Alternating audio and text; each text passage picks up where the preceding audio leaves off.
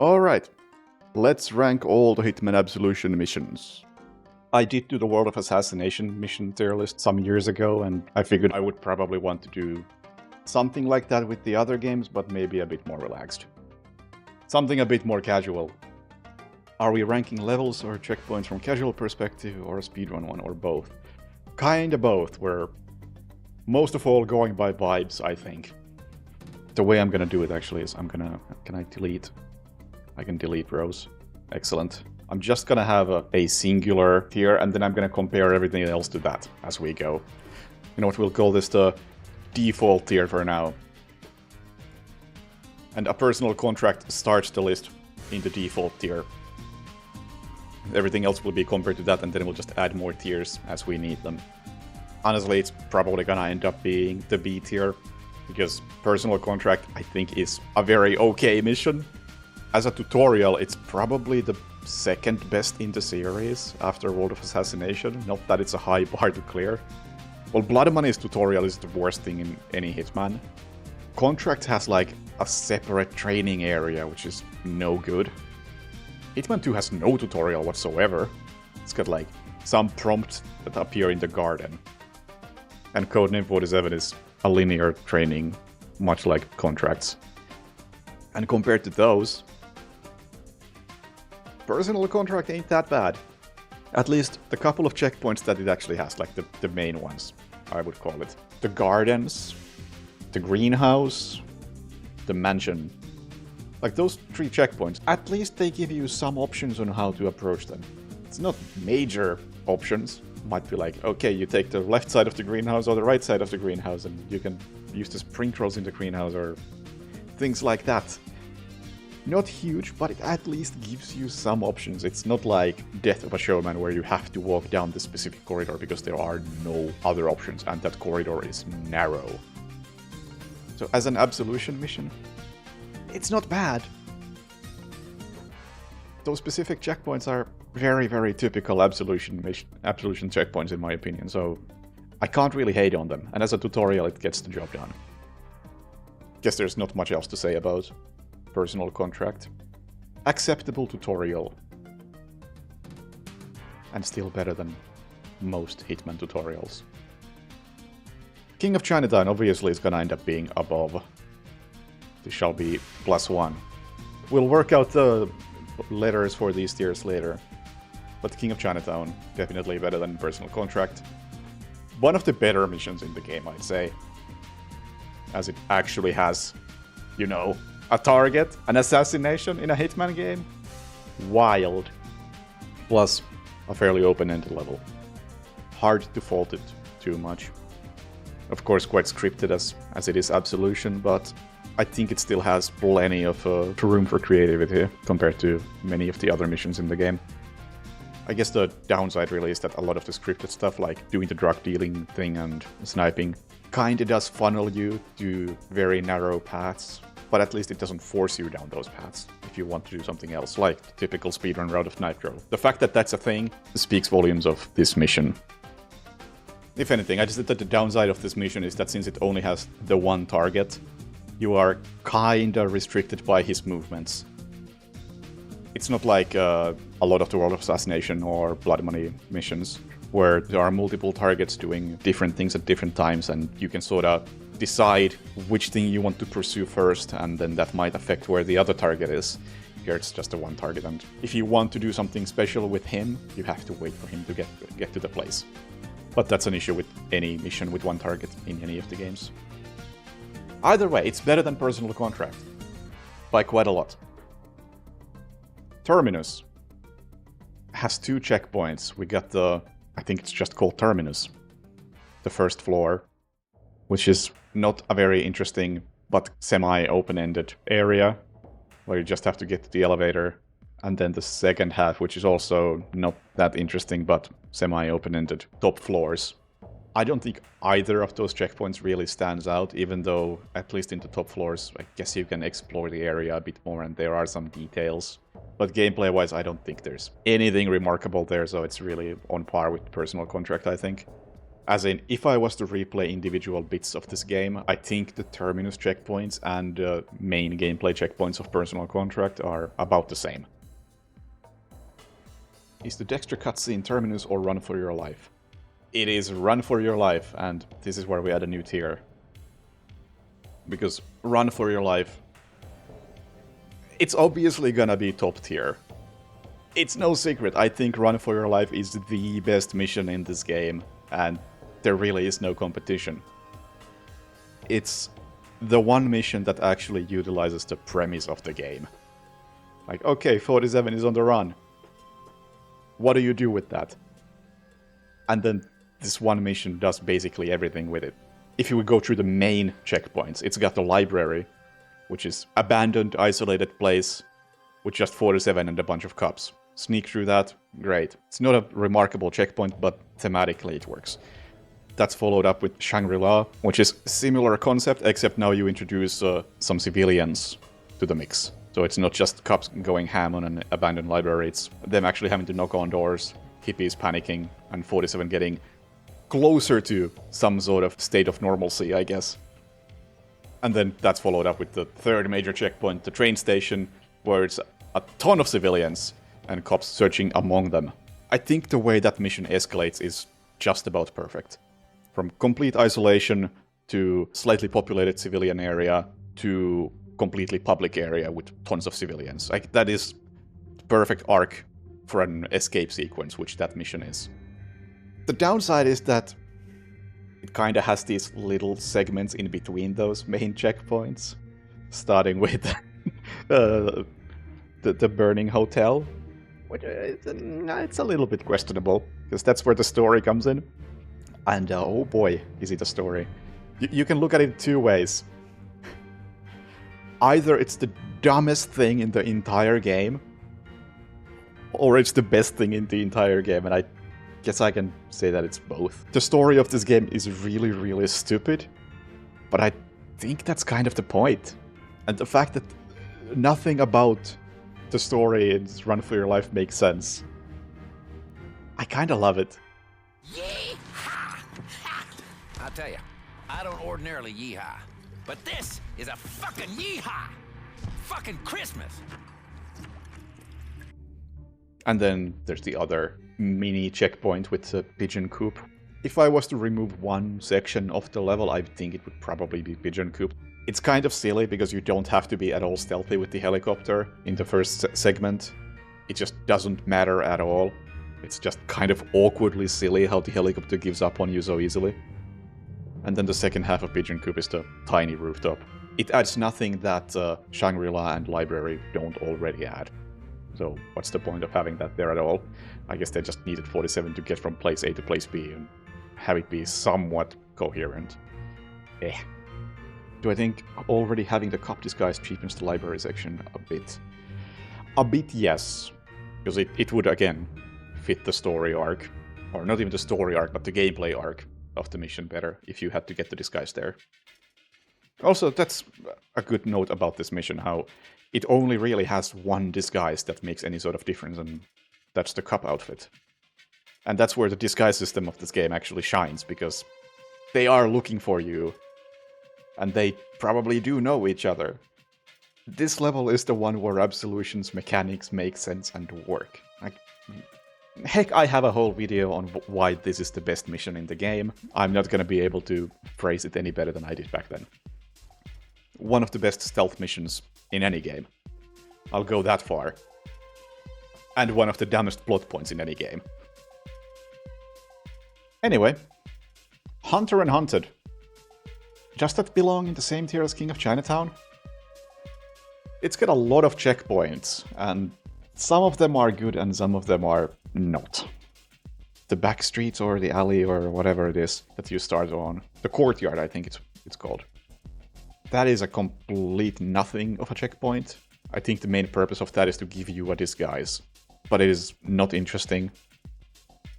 Then we have the Vixen Club, which is, again, one of the better checkpoints in the game. That one is definitely on par with King of Chinatown. It has the same exact problems as King of Chinatown, where kind of a good level, but it only has one target, so you are kind of restricted by the target's movements. But what you can actually do within those restrictions are, you have options. You have interesting options. And the strip club is an interesting setting for a mission. So definitely points for the Vixen Club. But after that you have dressing rooms, which is again quite a bit of nothing. And derelict building, which is again just nothing. I'm guessing that the idea behind those two checkpoints is that no matter how you finish the Vixen Club, your chances are you're gonna be disguised as a cop or a bouncer. And depending on how you finish Vixen Club, one of the next two checkpoints is gonna be a challenge because you won't have a good disguise. In dressing rooms you are not allowed as the cop, and in derelict building you are not allowed as the bouncer. Maybe the design logic is that, oh, you're gonna switch to a bouncer outfit to get through the dressing rooms, but then after that you'll have to switch again to a cop outfit to get through the derelict building. And then I guess the game rewards you for being able to do dressing rooms as a cop, since you already have the correct outfit for derelict building, but it's all kind of just irrelevant. I was trying to give the game some credit for having these two checkpoints with two different disguises that work, but it really doesn't matter, does it? You just knock out the first person in either of the checkpoints and that's it. Then it's convenience store, which is, again, kind of nothing. Oh, and loading area. That is very much nothing. Yeah, Chinese New Year is definitely the best part of this mission. Even it also avoids the problem that King of Chinatown and Vixen Club have, as in multiple targets so you can choose what to focus on, and it already feels like you have more options because of that. I'm not actually sure how many different options you have per target in Chinese New Year compared to like King of Chinatown or Vixen Club, but I think it's still an improvement, even if you have 3 targets with less options compared to 1 target with a lot of options, because you are more likely to be able to explore all of those options in one playthrough, as you don't have to wait for the target to do his whole routine. Do I like the idea of Chinese New Year reusing the area from King of Chinatown? Kind of neutral on that. In general, I do like reusing areas for different missions. It's nice when you revisit an area and realize that, oh, I already know this place to some degree, and I can use that existing knowledge to play better. I do wish the visuals were a bit different. Like, both of them are just heavily crowded nighttime market areas, so they feel very similar. Not just because they are the same location, but also the setting beyond that is very much the same. But yeah, the question is Chinese New Year good enough to lift up the rest of the mediocre, forgettable checkpoints? Well, I'm gonna say yes, so we can add another tier here. There we go. It can stay there for now. Next up is Rosewood. Okay, 3 checkpoints, which are one of the rare walking simulator segments, and the worst bit of dialogue 47 has ever delivered. Don't worry. I promised Diana to keep you safe. I know what you've been through. No one will harm you ever again. Then the orphanage, which I guess it is one of those slightly more open-ended areas, similar to, say, Terminus. Different floors. Yeah, Terminus is probably the best comparison for the fuse pickup segment. But man, it feels so pointless. I'm not a big story guy when it comes to Hitman, but having to just pick up fuses that are scattered randomly throughout the level is such a throwaway objective. It's like, oh, we gotta make the player walk around the area somehow. Just put some fuses there to pick up.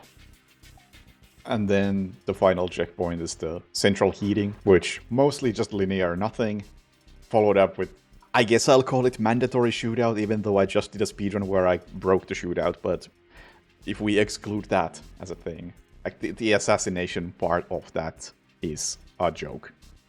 Either you go for the mandatory shootout and kill 3 non-targets, or you go for the obvious accident and fry Wade. And neither is very interesting. There is not a lot of good things going on in Rosewood. First checkpoint is a waste of time. Third checkpoint is a cop-out assassination. Like, it's the exact thing that people were dunking on when this game came out. It's like, you don't get to assassinate anyone. And when you finally do, you don't actually have any choice in the matter. It's just a scripted thing. But yeah, I think Rosewood deserves a new tier. At the bottom. And I'm gonna have to shuffle these colors. Damn it. Yeah, there it goes. Even if the fuse checkpoint technically plays okay, it's still a very uninteresting setting, uninteresting objective, uninteresting enemies, uninteresting everything. Level design is okay. But everything else is just so bland. And then you combine that with the awful dialogue in the intro checkpoint and the boss fight. Like, I can't give Rosewood much credit. And then I think for the next one, I have a hot take. Because it's Welcome to Hope. I kinda really like Welcome to Hope. It's just one checkpoint that's the bar fight. But it's the sort of thing that I think this game also does pretty well. Which is just, here's a gimmicky little segment. We won't dwell on it for too long. It's a hit or miss. Give it a shot. It kinda works. It's the sort of thing I wish World of Assassination had at all. It's a stupid gimmick, but we're doing something different from usual. And it is a funny little, like, joke that they have there, where you are not allowed in the bar because no suit, no tie. Like, I think that's an actual funny joke. And then, however you approach it, I think both ways of approaching the mission, like the both obvious ways of approaching the mission, are actually pretty fun. Either you go into the vent and just walk through the crowds, just keep a distance to enforcers, and get to the bar like that. Okay, cool, that's using the crowds similarly to how you used crowds in the train station. That's cool. Or you hit the magic bar fight switch, cause a bar fight and fight your way through. Like, both of those are pretty fun options, I think. I mean, don't get me wrong, the melee combat in Absolution is absolute dog shit. But I like that they have a level that's kind of just dedicated to that sort of being a meme. I think I'm gonna put it at +1 for now. It may go up because I do like it, and even in a casual playthrough, it's like 10 minutes long. It's hard to hate on it. Next up is Birdie's Gift. It's kinda in the same boat as Welcome to Hope. It's just a gun shop with a shooting competition. The weird thing is that these two missions are back-to-back, but they're kinda similar in that they're just gimmicks. I don't think Birdie's Gift is as funny of a gimmick, but it kind of works on the same level. Yeah, Gunshop kinda has more gameplay. It's got more different options, especially if you go for the evidence or just explore the map. There's more to explore there. It's definitely a bigger, more elaborate map. More elaborate as a map, but I think the default way of completing it is more obvious and less interesting than in Welcome to Hope, because you just do the shooting competition and that's it. It is more obviously the intended way to do the mission. Either way, I have to put it in the same tier as Welcome to Hope. Respect the gimmick. Okay, Shaving Lenny. I guess Shaving Lenny is pretty obviously a +2 for now, as it is completely a proper assassination mission. It does have the downside of being split into two, kind of an awkward way, but I think each of those checkpoints is pretty good on their own. And both of those checkpoints have multiple targets, which, as said, I think immediately adds more freedom to approach, or freedom of approach, to how you handle them. I look like G-Man if he recently took a shower. Thanks! Does either streets or barbershop stand out to me more? You know, not really. They are pretty evenly designed. they go for very different things, and they both accomplish those different things. The Streets of Hope is the more wide area with multiple buildings, at least 3 that you can enter, and a bit more public, I suppose. Whereas the barber shop is a little more intimate and just a smaller map in general. I'm not sure if I view this as a good or a bad thing, but it's at least interesting that you have to get Lenny out alive. The upside is that it's different and it stands out, but the downside is that getting him out alive doesn't feel fleshed out. Because you either do the I am a barber and I am kidnapping you in a cutscene. It works, but it really limits your options, because the other option is drag Lenny to the front door while he's unconscious, which feels super clumsy by comparison, especially on higher difficulties where there's a cop sitting in the same room. So I wish that section had received a bit more polish. Yeah, some alternative way to complete that would be an improvement. Yes. Some other points where you could have extracted Lenny would be good. Or if there were other ways to get him to leave the building, allow you to somehow confront him privately with a gun and say, "You're coming with me, fucker." I don't know if that would make any sense in the story, because Lenny would probably just try to fight you or something, but it's the story of Absolution, anything goes. But yeah, no strong faults in that mission. It's just a pretty good Hitman mission. Okay. Next up, end of the line. Okay. Not a mission. Unrankable. There's nothing to end of the line. Oh, sorry, end of the road. Yeah, I got nothing to say about end of the road. It is effectively a cutscene. Cutscene with a couple of Easter eggs. So, Dexter Industries, I would describe as one of the most insignificant missions in the game. And probably on par with Rosewood. Because it's got a lot of checkpoints and none of them are interesting. Like, what do we have? We have Dead End. There's a flat bit of nothing. Turn off some security systems and get out. Old Mill. Take some stairs up and that's it. Descent. Take some stairs down and that's it. Just a really long checkpoint with nothing truly interesting, except maybe the fact that it has a glitch at the end that breaks the objectives if you do them in the wrong order. And Factory Compound, which probably the best segment in that mission, because at least you can explore the front halls of the compound a bit. Nothing too exciting about it. Like, I suppose the chipmunk outfit is a quick laugh. Oh yes, there is a second way to get into the factory compound. So you don't have to use the front door. Actually, I think there are multiple entrances. There's the front door, there's some sort of side entrance, and then there's the rooftop. So it is by far the best checkpoint in Dexter Industries. But that doesn't mean much. But truly, it is just extremely bland level. In terms of setting, objectives, visuals, there's really just nothing going on there. Very much a nothing mission. If it was cut from the game, I don't think anyone would be upset.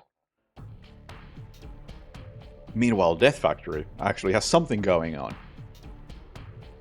The first checkpoint is a bit of an odd one, because it starts with that separate area where someone's being interrogated and you have to get some files and use a computer to get to the elevator where the actual checkpoint is. That whole opening segment feels like a complete waste. That's basically just a different take on the factory entrance that we see in Factory Compound in Dexter Industries. Then you have the elevator ride and then a decent checkpoint with the actual factory. Test facility is okay. Kind of has the downside of both the target and the other objective of opening the doors being very close to one another, and that is in the opposite end of the level. But you know, at least the area itself is interesting.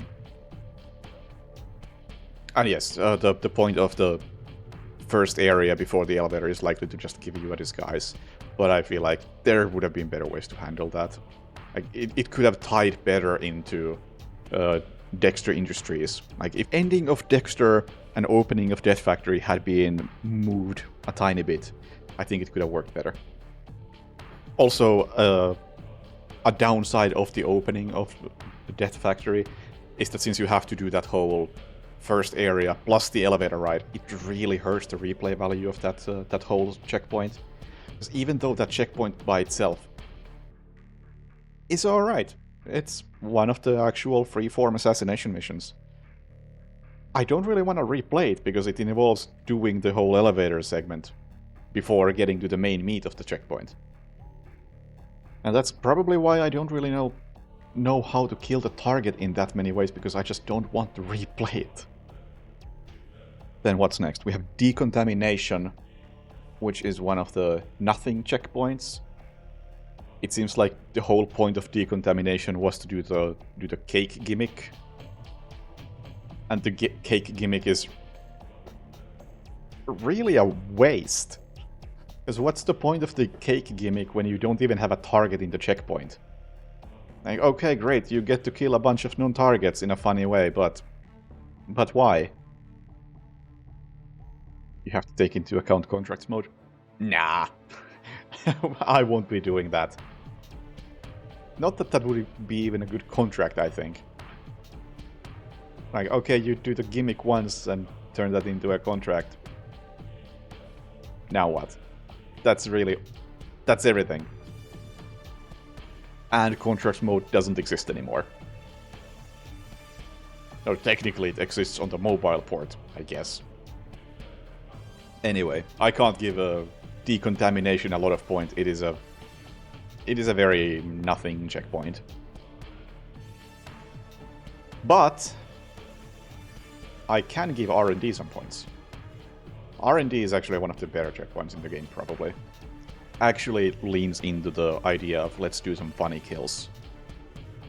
Funny kills and a unique feeling environment with the spiral staircase running through the level. I don't think it's the best possible layout for a Hitman mission, but for an Absolution-sized checkpoint, I think it works well enough. If I was to replay individual segments of Absolution, I think this would be pretty high up on the ones I want to just mess around in. Even if a lot of the stuff is scripted things like firing the electric gun, at least it feels unique and somewhat creative. But where does that put Death Factory? I don't think it's King of Chinatown or Shaving Lenny level, but it can be in +1 with Hunter and Hunted and the other two gimmicks. Because yeah, it's pretty comparable to Hunter and Hunted, as in a couple of pretty decent assassination checkpoints and a nothing burger of a walking checkpoint. Fight Night! What do we do about Fight Night? We got Patriot's Hangar and the Arena. Patriot's Hangar it's not the worst non-assassination, nothing burger of a checkpoint, but it's also not particularly interesting. And the Arena is kind of a gimmick. No matter how you do it, it's a little bit gimmicky. But I do respect the gimmick. It's a bit of a tough one. I don't really know how to feel about that. Yeah, that's the thing with the hangar. It's a surprisingly big area, considering it's just really a setup for the main event. Can you do anything really interesting at the hangar besides get the Patriot outfit? And that has the whole mission story of stealing his teddy bear and allowing people to wander off. But beyond that, can you really do anything interesting in the hangar? I can't think of anything.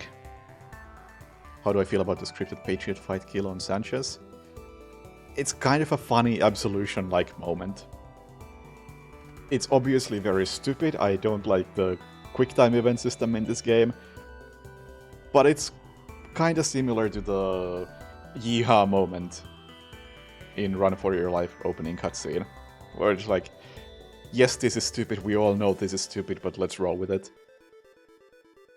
The mission is absolutely better if you don't go for the scripted fight kill, but I kind of like that it's an option. As stupid as it is. What happens if you knock out or kill the Patriot, but then use the stud route you used in... Oh, that's a good question. I don't know what happens. I assume the Patriot just comes back to life. I think we're gonna have to do some science. Oh, that's not a person. Nice shooting. Where did Patriot go? There.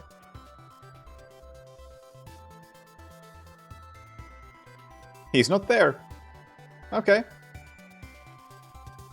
They did take this into consideration. That's good. It would be nice if I could actually initiate the fight from here, but, you know... This is still more than I expected. That's nice. But still. The hangar is kind of nothing, and the arena is... okay. I guess I'll... go default for now. Maybe it deserves a bit higher, because the arena is a pretty okay checkpoint. We'll see, we'll see. We'll go through this at the end, and I'll adjust as needed. But next up is Attack of the Saints.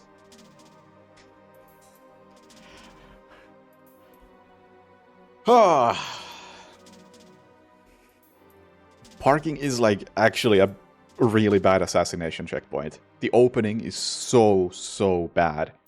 You have to somehow get down that staircase with no other options while 3 people walk your way. And the only options are to wait or do some pretty extreme AI manipulation.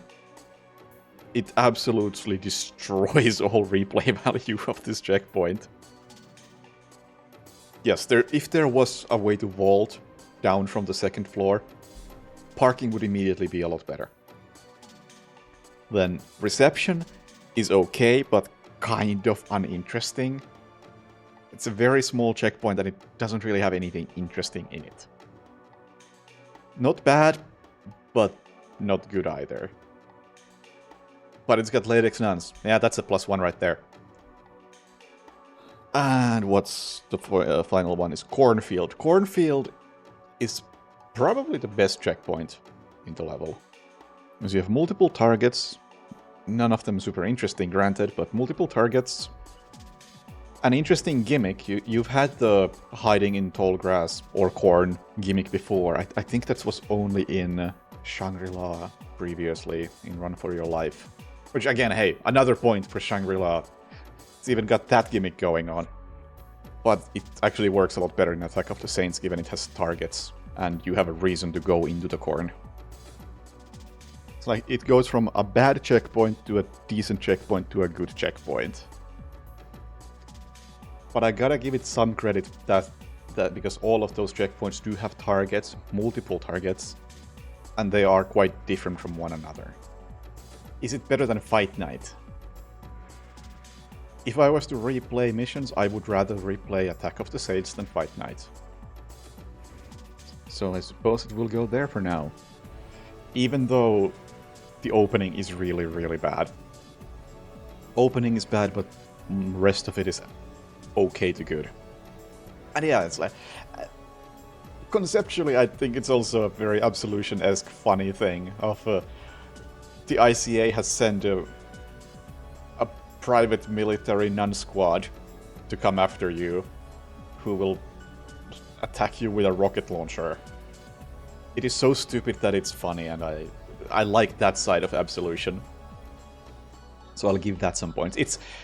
if you compare Attack of the Saints to something like Dexter Industries, it is so much more memorable. Yeah, including the starting suit. You gotta give some points for that sort of thing. Skurky's Law. What's in Skurky's Law? There's the courthouse, which is I feel like quite underutilized. It's a good setting for a mission. You just don't really do anything interesting in it. Just it has an awkward exit, but it really doesn't have anything else. Yeah, it definitely feels like something is missing. A target or some proper main objective. Yeah, that's a good way of putting it. It does feel like it was just... They had a concept, and then they didn't really do much with it. It's definitely a checkpoint that feels like they ran out of time. Then what? Then there's holding cells, which is a non-checkpoint, no rating system, nothing happens in it. I think the only purpose of that is to give you a different outfit. And what's the final one? Prison. Prison also not exactly an exciting checkpoint. It's also very linear, even by Absolution standards. At least the courthouse feels like it gives you some options on how to... where to go, even if you don't really have a lot of choice. It at least pretends to be open-ended, whereas the prison is really just a tunnel. The advantage it has is that it's the prison itself is an interesting location, but gameplay-wise it is very, very limited. Like if we compare that to some of the previous missions, like Rosewood, or even Dexter Industries checkpoints, it is super linear. Courthouse is definitely the checkpoint of Skurky's Law, but they don't do anything with it. It's wasted potential all the way through. I feel like whenever I try to play Absolution and I play Skurky's Law somewhat casually, it's a case of... It's cool that I can explore this stuff, but there's no point to any of it. I think it has to go to -1. I still prefer it over Dexter Industries, simply because of the courthouse, and because it's it's a lot shorter than Dexter Industries. I'm gonna say they probably ran out of budget or time, or well, both, and just left a half-finished mission in the game like that. But also maybe they were thinking that, oh, the contracts mode will fix it, which I won't agree with. You know what? Let's rename the tiers now that we have multiple of them and we're getting close to the end. We'll go from S because Run for Your Life is just that good that it has to be in S tier. But speaking of boring tunnels that are excessively linear and not interesting, Operation Sledgehammer. I don't even have to think about that. That's a D tier mission right there. Because we have the police station. What's that checkpoint actually called? County Jail. County Jail is kind of nothing. Great, you have to get your guns, which are right by the exit. Okay, not what you would call exciting. It is a better use of the setting than the courthouse was, but it's still not very interesting. Then we have what the fuck is Absolution doing with its story moment, when Outgunned begins with Skurky getting shot by Travis. Yeah, the best part of this mission is this cutscene. Christ, what a dipshit. Then we have Outgunned, which is short, linear, pointless. Then we have Burn, which is also linear and uninteresting. It tries to have a gimmick with the smoke, but it doesn't actually do anything interesting. Just means you get spotted a bit slower. But the warehouse is just not... It just doesn't look like anything significant. Like, nothing about this is memorable at all. And then finally, Hope Fair, which kinda tries to be something like the train station, where, oh, lots of people and militia members looking for 47. And in a way, this plays into the same strengths as Train Station and Run for Your Life did. It just does it way worse. And it doesn't help that once you start the checkpoint, people are already panicking. So you never really get that blending in with the crowd moment in Hope Fair. And the civilians just dissipate and are never to be seen again, which turns it into a turns it into a similar segment as Outgunned and Burn. It really is just a case of, oh, it looks like a really busy segment, and then it turns into a very boring segment as soon as the crowd disappears.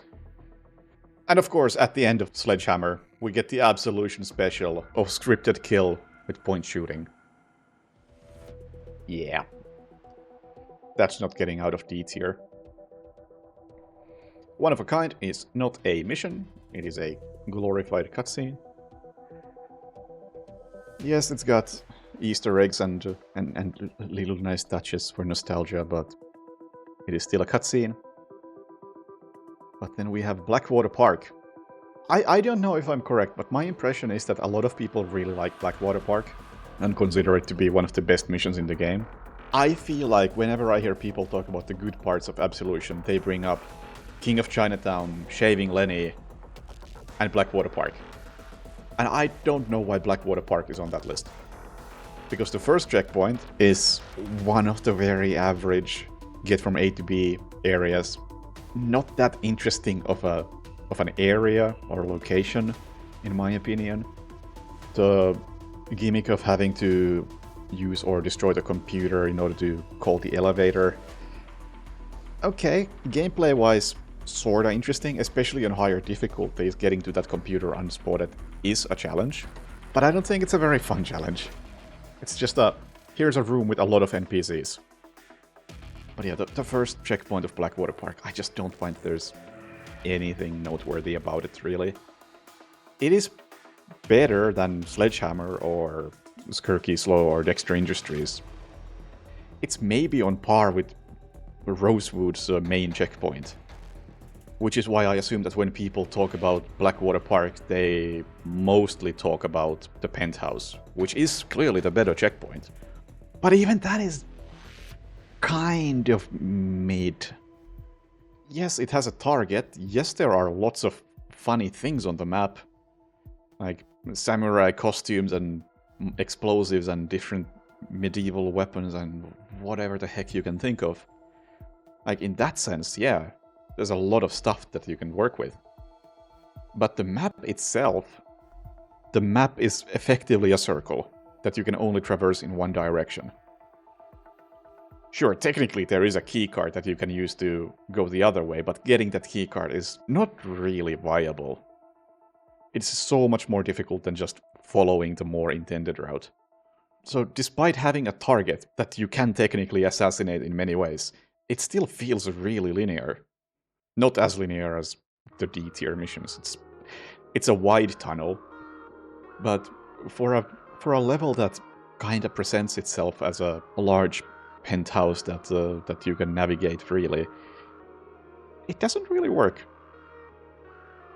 Maybe it's more replayable than a lot of the missions, given how it has so many different accident opportunities and weird weapons. But it still doesn't really strike me as an interesting map. I would rather play that than many of the other ones, no doubt about that. But still, I feel like it belongs in like C tier. Then Countdown. In a way, I feel like Countdown is in the same level of gimmick as Welcome to Hope and Birdie's Gift. It's just not as fun of a gimmick. It is as gimmicky, but not as fun. The level design is pretty linear, and the fact that the whole place is covered in fog makes it just really frustrating to navigate. And I guess you have a couple of ways to get to Dexter, but that's really all it has. The timer really doesn't add a whole lot. I think on a blind playthrough, it gives you some sort of sense of urgency and already kind of restricts the scope of the map. It tells you that, okay, this is supposed to be a quick one. And I'm totally fine with that. I like the fact that there are levels that are really short and some levels that are a lot longer.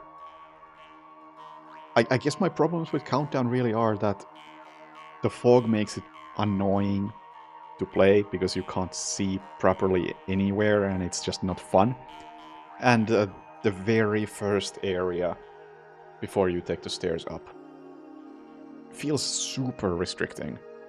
Not in a fun way, especially because of the fog. But I do like the gimmick of the short mission minefield. Mechanically, I like the fog. I just don't like it visually. And it's a decent set piece of Dexter has barricaded himself at the helipad, set up a minefield. It's got some perks, but also some really obvious downsides. And with that, I think I'll put it in C tier. And finally, Absolution. First checkpoint is kind of nothing. Walk around at a graveyard. One NPC type. Pick lock to win. Second checkpoint is dumb. Why give you a sniper rifle when you are not allowed to use the sniper rifle because you have to first identify the target by getting close up? And even if you don't go for the snipe kill, it's not an interesting assassination. And the final checkpoint is such an anticlimactic ending to the game. Of here are 3 people, no other NPCs, kill them all. I sort of feel like they were going for like the end from MGS3. It's the end at home. I guess that mission is kind of, or at least that checkpoint, is kind of fun to play. Because it's such a simple and short mission, and there's really not a checkpoint like that in the game elsewhere. So in that sense, it's kind of nice. But it's also very, very underwhelming. And that is kind of the final mission in a nutshell, kind of underwhelming. Not terrible, just kind of pointless. And as such, I think C tier is appropriate. How are we looking? Do I disagree with myself about any of these? Run for Your Life is alone in S tier, that's appropriate. King of Chinatown, Shaving Lenny, yeah, they belong here for sure. Should any of these go up or down? I'm kind of looking at Welcome to Hope and thinking that, you know, that's a good gimmick map. That's one of the best gimmick maps in the series, probably. Because it's a joke that lands and actually has gameplay that works. As a bite-sized little funny thing, it's actually really good. We'll think about that for a minute. C tier, Personal Contract, Terminus, Fight Night, Blackwater, Countdown, Absolution. Does any of these stand out as being too high or too low? Maybe Fight Night could go up. The arena is a pretty good set piece. Yeah, of the C tier maps, Fight Night is really the one that stands out as something to remember. Now what? How about we do this? Am I insane for putting Welcome to Hope in A tier, and then also putting Fight Night in B tier? D tier looks fine to me. All of those maps are extremely blah. And not a mission tier is obviously what it is. I think this might be it. Welcome to Hope in A tier that's a pretty hot take. Also, yes, a nice bell curve. Very important. I think I can stand by this. I'm sure this would look different if I did it on a different day, but right now I think I can get behind what I have. How does my list compare to what other people say? Shaving Lenny and Hunter and Hunted in A tier? What are people? No. I guess people just remember that Chinese New Year and Vixen Club are good maps, but they just completely forget about all of the boring checkpoints of Hunter and Hunted. King of Chinatown, Run for Your Life? I'm surprised that's that high up. I thought my take was spicy. And Blackwater Park, yeah. I expected Blackwater Park to be high. I don't agree with it. Terminus, Rosewood Rosewood in the same tier as Fight Night and Death Factory and Attack of the Saints. Sure, I think people are overrating Rosewood. But other than that, this makes sense. I think I almost had these in this sort of order. They were all like in that mid-tier. C or D or whatever I had them in. Skurky, Absolution, Dexter, Sledgehammer. I think I had Absolution a bit higher than this. But Skurky, Dexter, Sledgehammer, those are understandably the bottom of the basic mission list. Just swap Absolution and Rosewood on this list and it makes a bit more sense. And E tier, Birdie's gift Welcome to Hope, Countdown and the cutscenes. Yeah, my Welcome to Hope take might be a bit spicy. That's an A tier map. And I also do like Birdie's gift and Countdown. I respect them for what they are, but I think people who typically make these lists just see them as dumb gimmicks and just want things like what World of Assassination has to offer. I have seen enough of World of Assassination, so I respect these gimmick maps way more. But this is my list. It is objectively correct. But if I was to make it tomorrow, it would be different.